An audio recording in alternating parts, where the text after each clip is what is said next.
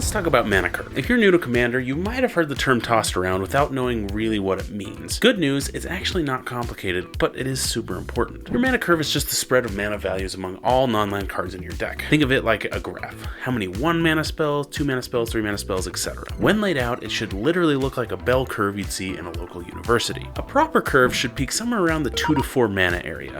That's kind of the sweet spot for most decks. Here's the deal. The right mana curve wins games. There are other factors too, but mana curve is probably one of the most important factors. If a typical game of Commander lasts around 10 to 15 turns, right, casually, how many 5 or 6 mana cards are you gonna get to play realistically? 2, maybe 3 or 4, maybe, a handful? If you're lucky. Your curve should have an impact throughout the game. As you play, you should be able to go through as many cards as you can through your deck. This doesn't mean you're gonna draw all the cards all the time.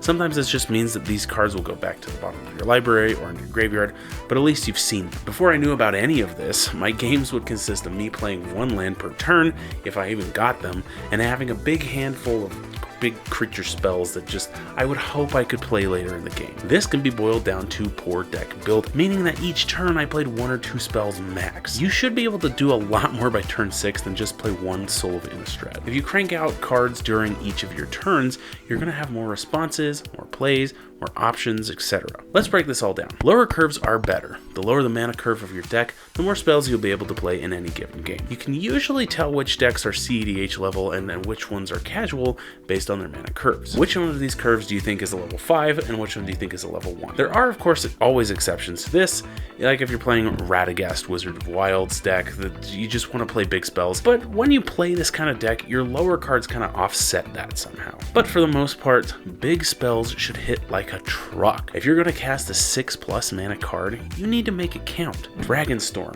Craterhoof Behemoth, or Avacyn Angel of Hope. If you want your cards to stand out in a game of Commander where most people showcase the best cards, don't just pick generic big dragon number 37. You want to make an impact, not just a body that's kind of good. These spells need to be something to look forward to, where the moment you play it, it's going to make a splash. Now, don't get me wrong, every card has a place somewhere. Big generic dragon number 37 can fit in some sort of deck or format 100%. But if you want to optimize your decks, these cards might not have a place in them. Now, let's look at the weird mana costs that kind of offset what your curve looks like. You may look at this curve and think, why are there so many spells and such high mana costs? Isn't this deck a 4 or a 5? These might look like something absolutely ridiculous on your curve and may throw you off, but those high costs are easily negated by other factors. Blasphemous Act, Force of Will, literally any artifact.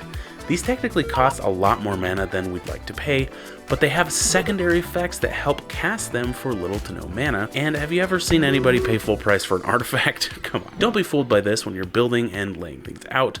Make sure you make a note of these. And don't forget to note that the Radiant 100+ deck Vault by Arcane Fortress combines top-tier protection with sleek style. It holds 100+ double-sleeved cards, locks securely, and has room for dice and counters. With engraved details and stunning interior art, it's built to impress. Covered by the King's Guarantee, love it or return it, no questions asked. It's the deck box I trust on the table or on display. It stands out. Support the channel and level up your gear. Grab yours via the Arcane Fortress affiliate link below. So lastly for this video, I'd like to cover how many of each mana value you should have in each of your decks. Not in excruciating detail, but it'll be here. And I'm going to be honest, there's no cookie cutter answer. Look at these 3 mana curves from various decks. They're so different, there's just no way you could quantify the perfect number for each of these curves. Try and stick with mostly 2 to 4 mana cards though. This is your sweet spot. 3 mana spells probably get cast the most in casual Commander. Think of cards like Uro, Adeline, or Phyrexian Altar. And why are they cast the most? Because they can be cast as early as turn 1 with some dark ritual shenanigans. They may even have an impact at any point during the game. Even if it isn't a heavy hitter, they can just lead to bigger and better things, all while churning through your deck for a better overall game experience. A similar mindset goes for 4 mana cards as well. But once you get into this territory, you're probably working with some real gas. Questing Beast, Triumph of the Hordes, Ansrag the Quake Mole.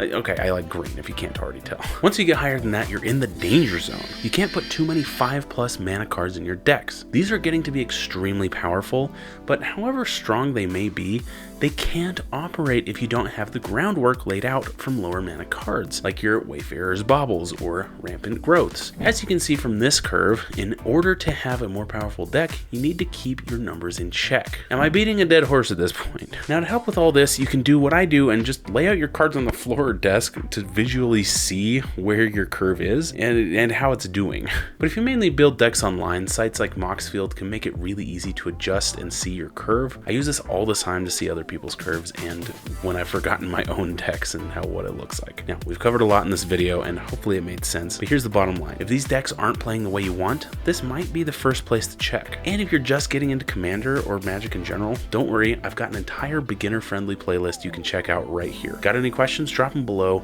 I try to read every single comment. Thank you to my Patreon subscribers. You guys are awesome, and I'm so sorry I haven't been updating you guys on the latest videos. I'll put them here in this video. Thank you so much, and I will catch you guys next week for your weekly dose of Magic.